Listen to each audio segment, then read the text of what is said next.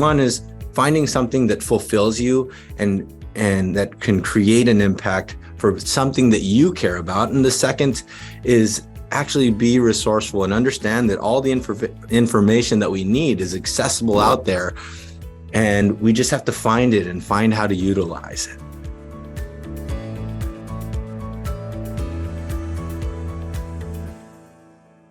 Welcome, everyone, to the Road Less Traveled Show. This is a show about people that were successful in a previous career and left that career to go down a different path. I'm your co-host, Richard Coyne. And I'm your co-host, Bill Zahller. On today's show, we're so pleased to have Franco Perez with us. Franco, welcome. Thanks for having me, guys. I'm excited.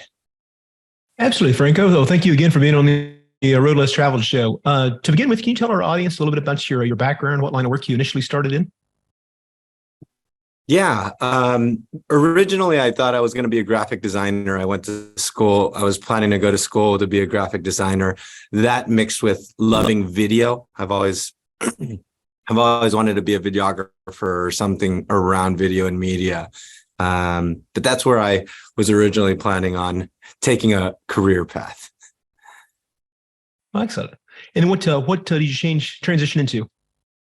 So from there, a weird situation happened where my parents split up. They divorced. We lost the house. I lost my dad, which was a main breadwinner for the family, and had to drop out of school and get into working right away. At the time, I was working at a real estate company doing their websites, their graphic design, and that sort of thing. And I was like, hey, guys, I really need a raise.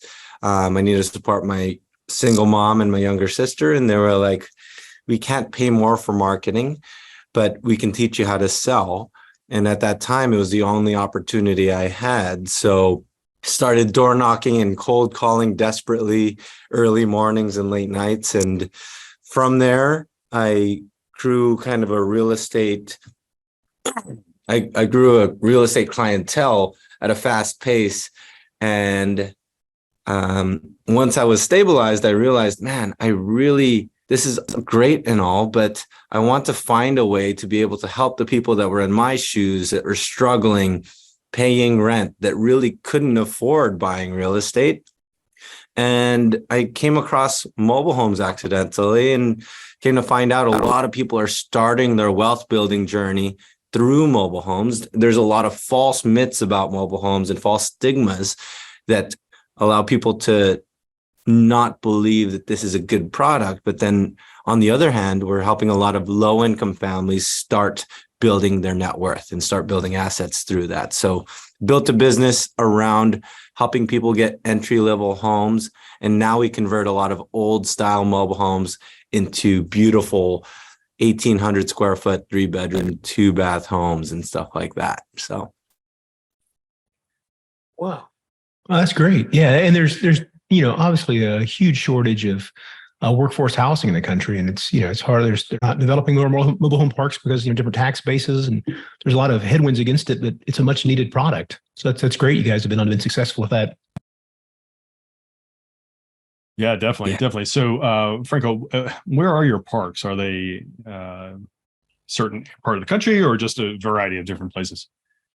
So what's interesting is we didn't start by having any parks or anything like that. We actually started by just first helping people transition to purchasing or selling mobile homes, kind of like a brokerage model. And now we really have grown in that Silicon Valley area, but now we're doing a lot of East Bay. We're also doing LA, San Diego, and then we also do consulting for park owners as well. So people that own mobile home parks that realize that they want to replace a lot of their old units and convert them to newer units. That's kind of the service that we do. So I've done that in Nevada, also in Texas, and then working on a few on the East Coast as well. Okay, so let me ask this then. Everybody is California, real estate's and crazy expensive, and is it relative? Is the if you I don't know how you put a comparison. The relative cost of a mobile home compared to a home in California, is it relatively similar as say North Carolina? Relative cost of a home compared to a mobile home? Is it relatively the same, or is it just so much more or less, or what? How does it compare? Yeah, so the dollars and cents, of course, are not going to be as relative, but the ratios of kind of the cost of living and the average income and that sort of thing, the dynamics are very similar. So just to throw an example out here in San Jose, it's kind of the worst in the country, where the people are renting a 2-bedroom apartment for about $3,500 a month. And their option to purchase a median price single family home is about $1.6 million, the median price in our county, right? So how does a family that's making $150K, let's say, that continuously paying for rent, how do they ever dream of somehow saving up $200K to purchase a piece of real estate to get some financial security? There's no stepping stone in between. Right. And that's what we've found is the beautiful thing about mobile homes, is that this is kind of a hybrid version of ownership that allows them to step out of that rental rat race and get a lot of the benefits of home ownership. They get tax breaks. They get to leverage a loan to build equity. They get appreciation in these homes as well. And just by shifting from an apartment to living in a mobile home, they're able to capture a lot more of that money to go towards their net worth. And then 5 years later, they get to sell an asset that they own to then bolster themselves from selling that mobile home to being able to purchase real estate, right? And now that I'm sorry, now that same thing can happen in a lot of other metro areas as well. Austin, for example, these numbers might not be as high, but the median real estate price could be $500K, and the mobile home itself could be about $150,000, and their average rent could be about $1,800. Right now, the numbers aren't the same, but the ratios are just equivalent as well. And the key here is knowing that this is an option to get out of that rental rat race, because a lot of people don't know that they could do that. And instead, they delay their time and hope that one day that they're going to be able to afford real estate, while that is a moving target, right? And it makes it very difficult. Yeah. And again, like you alluded to earlier, there is a stigma that people think, oh, mobile home park. Ooh. Well, that's not true. It's again, just like an apartment complex. It's based upon how the owner of the apartment complex or the mobile home park is going to run that property. We believe, Bill and I believe, in giving our residents a quality place to live, a quality product, because this is their home. And you can have mobile home parks that are really well taken care of, that have amenities, that have just, great places to be. And then, of course, you're going to have some that are just not the place you'd really want to live. But that's everywhere. Mm-hmm. That's it with everything. So nice. Okay. Makes sense. I'm sorry. To that point, I wanted to say, like, one of the big things is that our only associations really about mobile homes and mobile home parks are through the media, through movies, through Breaking Bad TV shows. And we see it as like the lowest quality housing with criminals and drug dealers and that sort of thing. But just like in apartments, there's apartment complexes that you don't want your kids going around, but there's also luxury style apartments that are luxurious, right? And there's a whole spectrum just like that through mobile homes. You can't write off all mobile home parks as a bad thing when there's some of these mobile home parks that are just like resorts. They have lakes, they have pickleball courts, they have gyms and saunas, right? So we have to understand and get past that association and realize that maybe I should look into it and see what's available and see what mobile home parks are in real life, right? Yeah, so certainly from a resident standpoint, there's definitely a clear advantage in terms of potentially getting into a better price scenario, and from an investor standpoint as well. It's definitely it could very well be attractive from an ownership standpoint or investor standpoint. Just in terms of the type of returns that could be generated. And again, I think it's all obviously driven by how that property's run and how it's operated. So nice. Got it.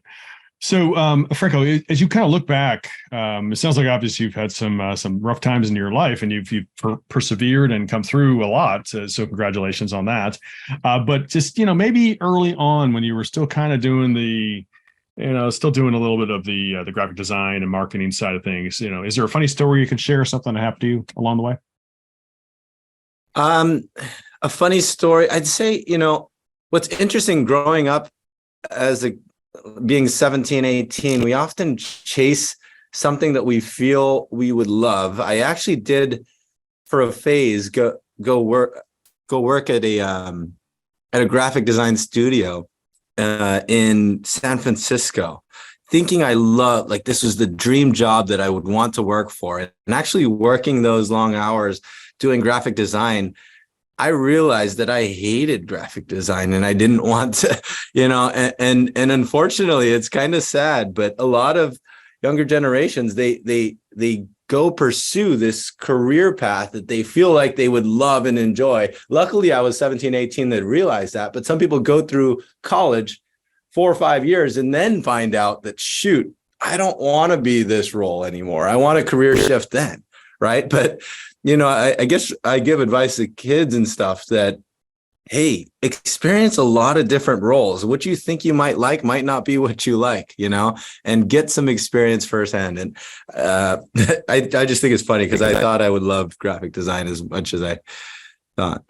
That is pretty funny. I mean, Bill and I have talked to people who have, experienced it on the back end where they've already gone and gotten the advanced degree. They've already gone and, put years of tutelage underneath their belt to really kind of get to where they're trying to go, and then they hate it.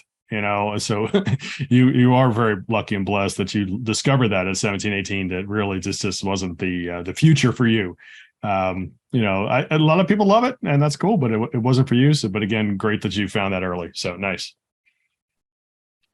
Thanks. Yeah. Well, Franco, you kind of touched on this earlier about what was kind of a deciding factor of you needing to change career. It sounded like in your case it was necessity. You needed to earn more money, and so can you talk a little bit more about that was kind of the deciding factor? But then you got into it and you really saw the opportunities, or how did that kind of unfold as you're developing? It sounded like you had to do a lot of hustling, to get a lot of cold calling, a lot of that to get your base started. Exactly. I think one important thing that I feel happened to me that wouldn't have happened to me if it weren't for this crisis really is the desperation and becoming in survival mode. I never had this much thick skin, I think everyone feels like they're doing the best that they can until something drastic happens and then they realize that I have to make a change and I have to drive, right? For my whole life, I thought I was doing the best that I could, but only until I realized that, shoot, my mom and my younger sister were getting kicked out of houses left and right. And if I don't put it together now, we're going to be in a weird situation. And that fear drove me to want to work hard, not just work hard, but study. How do I sell better? How do I communicate better? What do I read to be able to get that desperate commission that I needed as being an agent, right? And that grit is something that you can't really learn in school. And then from the secondary phase of that is once I became financially stable, money really wasn't the most important thing. I feel like purpose was something that was inside of me that I really wanted to change. I ended up hating being a real estate agent because I was just helping the wealthiest people I could help get the most expensive homes that I could. And it wasn't impactful, or it wasn't rewarding for me. I really wanted to go back to helping people that were in my shoes back then, that were going through the same housing struggles, the people that wanted to work hard but don't have opportunity to own real estate or to get financial security, and build something that created an impact towards that. And I think energy is something that's not really talked about. Everyone's excited about, oh, I made this amount in this amount of months, but now for me, being able to help the first family that I helped get a mobile home, it was so rewarding and so fulfilling for me, seeing an immigrant family get the first piece of ownership that they never thought they would have had. And that alone made me driven to want to do that over and over and help low-income families be able to get a success base that they can start to feel comfortable and grow from, right? And when you find when you find a place that you can create an impact, I think everything starts to fall into place, and that drive and energy to just work accumulates, and it's an exciting thing. Franco, can you elaborate just a little bit? Just how did you do that? Meaning, okay, went from selling residential homes to there were large, properties to very wealthy people. Did you help start selling mobile homes to folks in need? Is that kind of how that worked? It was a long transition, and I used my real estate agent money to support my, call it business venture I was trying to get across, right? And then with that, I really wanted to deep study the true financials of what helps low-income families and how do we help society in that way. And I actually got into I dabbled a little bit into government work, understanding low-income housing and that sort of thing. I really hated that there wasn't a lot of options to help people get ownership opportunities. The teachers out there, the contractors, and the hardworking people to be able to get owner benefits. And to be honest, I don't recall how I stumbled upon mobile homes. I believe it was an accidental call for help from somebody that owned a mobile home and didn't have anyone to help them. And I came into this community. I was shocked. I was like, one, this is a mobile home. It's not that bad. And the other is this is a very quaint place. It's right across the street from the Google campus. It's a beautiful mobile home park. And I came to realize like this is a hidden gem that people don't know is around. And then I also got deep into the financials, and I met the neighbors of people that live here. These are low-income families that feel comfortable because they have a place to live. These are teachers that have been able to stay longer in an expensive area because they have financial security. And I just became obsessed with studying how many mobile home parks there really was, and come to find out there's so many, and decided to just put a full focus on helping people transact in these mobile home parks. And then from there, realizing the key areas that these are in, that, hey, how about we improve the build quality? These were built in the 70s. They didn't really maximize for high density housing. And I got into turning our first prototype, a 700 square foot, 1 bedroom, 1 bath mobile home, into a 1,500 square foot, beautiful drywall, quartz countertops, stainless steel home that ended up having multiple offers. Actually, I should probably point out, it was tough to get funding. I pitched to so many different investors that I wanted to build this home, and everyone's like, I would never put money into a mobile home park. Are you crazy? And I finally convinced one investor that I said, and I told them, I don't want any financial benefit. You get all the upside on the first 2 projects. I just need to build this so that I can show that this is a real thing, right? And then with those 2 homes, I was negative, but I knew that it worked. I was able to showcase photos, videos of being able to build these homes, which then allowed for me to get newer investors and better financial opportunities to build these out. And once people saw what we were trying to accomplish, it kind of grew from there. Nice. So you did a proof of concept, and it wasn't financially rewarding for you because you wanted an investor to get the upside to prove the concept, but then it worked. So nice. So clearly there's the obstacle that you faced as you shifted into working in the mobile home area. Obviously you touched on this big obstacle, and that is investor money, and people not seeing that this actually could work. Are there any other obstacles you can mention? I mean, did you have to fight with the local authorities in terms of zoning? Did you anything you can also mention? There are a lot of zoning and lobbying that we do. I just spoke at this at Washington, D.C. about how this is so beneficial for low-income families. There is a lot of bad stigmas around it, and there's people that misunderstand what these are and how it helps people. So I have gotten involved with that. I think one of the other big obstacles is not just convincing investors to build these out, but contractors and construction workers and factory builders. We are facing what our country hasn't really realized is we're facing a huge housing issue. Affordable housing is a big problem that's been in the background, but people don't feel the pain enough just yet to realize it. The cost of construction is already very difficult right now. And most of our construction labor out there is 40 years old and older, and they're going to want to retire soon. And we're already seeing that. And we don't have a lot of young generation kids that want to become a construction worker. And if we don't fix this problem of lowering construction immediately, we're already going across this housing issue. Now, I want to express this too. The way we build these homes is really amazing. So if you think about cars were originally only built for the rich and the wealthy. Only until we were able to build them in a factory on an assembly line is when we were able to build cars for everybody and affordable for everybody. And that's exactly how we're building these homes today. We're now building these homes in a factory on an assembly line at a very streamlined process. And we're able to cut costs by buying material at bulk, by making each skilled worker as efficient as possible and cutting down the cost drastically. And we're able to build housing at a much more rapid rate.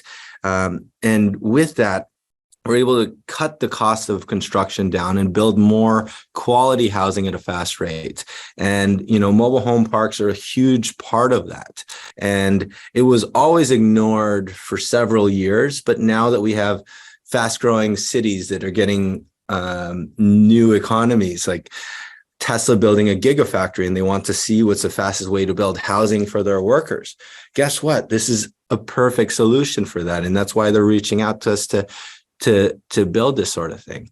But we need to innovate on housing. We need to get the cost of how we build housing at a much lower cost to keep affordable housing available. Yep. So question, Franco, clarify for me. Are you building, all right, say you've got a mobile home park that's there right now, and it's got 50 pads and 50 homes on it. Would you go in and buy one of them and then rehab that unit that's there to expand it to be a bigger footprint, from 700 square feet to 1,500 square feet by adding on to it? Or would you take it off the lot and put a new prefab home on that pad? How would that work? It's a bit of the second one. So usually most of our business is really the residents that come in that have already a 700 square foot home, and then we'll help them pretty much as a developer. Hey, you own this 700 square foot home that's worth $100K now. You could spend $250K to replace this old one with a new one. And in return, your new sellable value of your mobile home is about $400,000, right? Okay. And we help them build that out. And then we also help park owners that are left with these lots build those out as well. Okay. And those are probably the two most popular, right? Makes sense. Yeah. Okay. Well, Franco, you kind of covered one of your first victory that really you found your passion as far as helping people, be able to find a foothold in the American dream and getting owning their own home and getting out of just the renting and never always feel like they're behind on the savings, right? So from where you were there, it sounded like that was kind of your aha moment that, you realized that's kind of what your passion aligned with what you were good at and wanted to move forward with that. So from there to now, where are you now in your journey and what's your goals short term?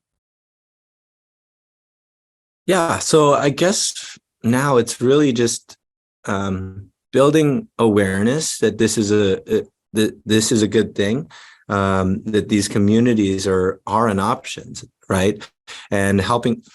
It kind of goes back to, remember that pain moment I was talking about. I remember how much of a struggle that was, and knowing that there are families out there right now that have financial stress of housing.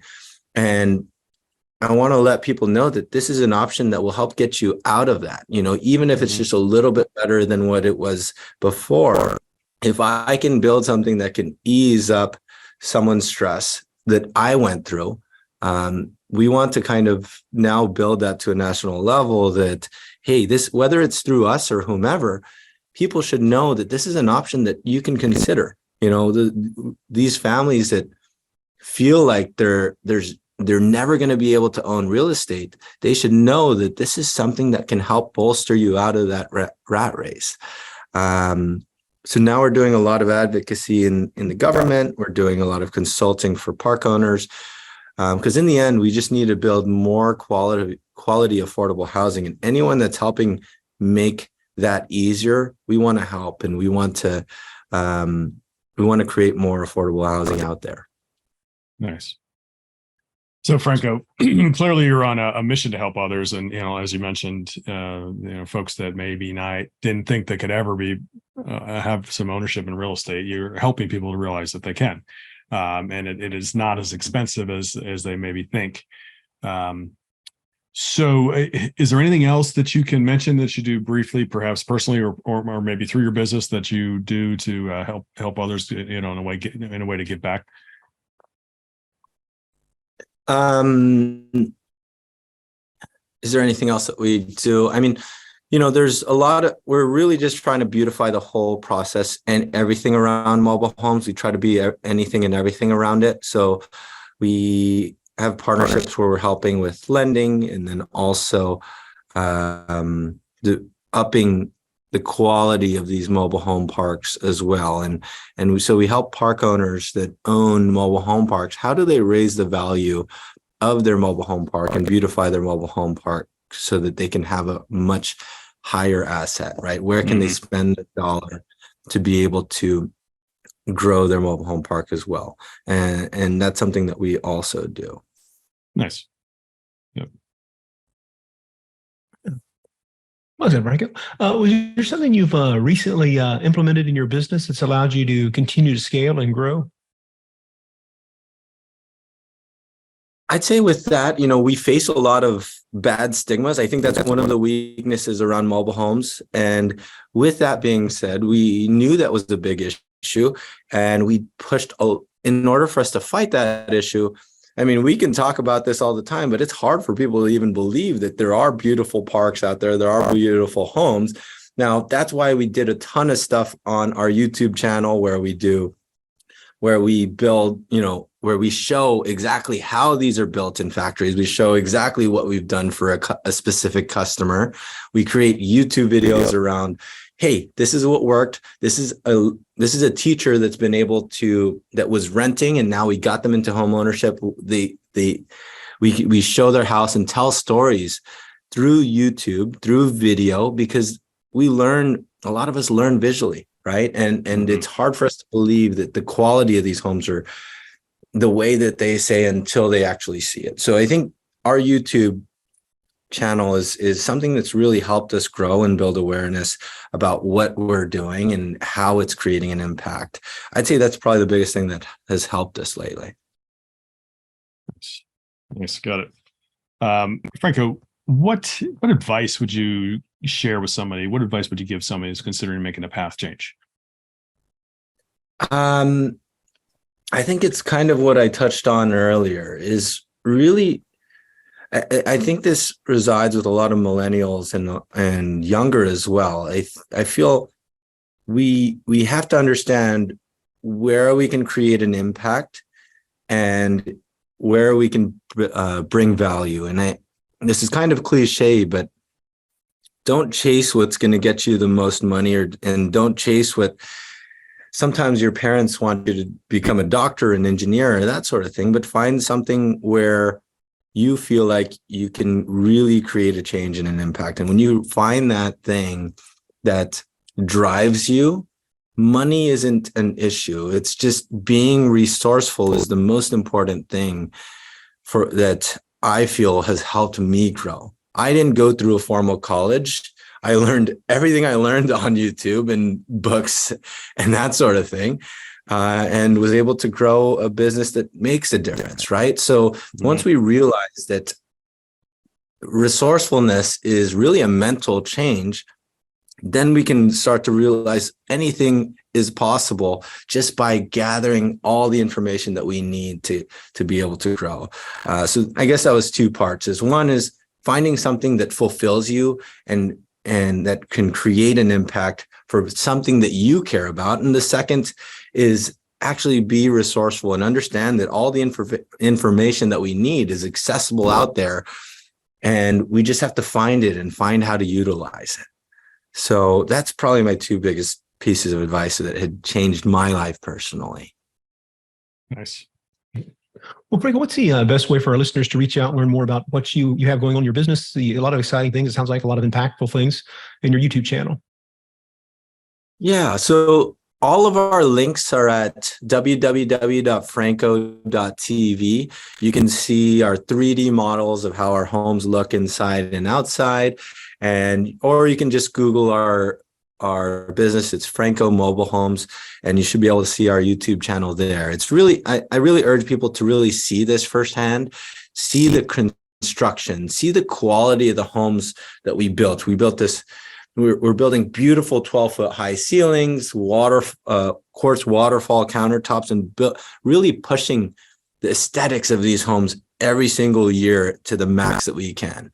And we're very proud of what we do and what we build. So, just check us out on our YouTube or our links. Excellent.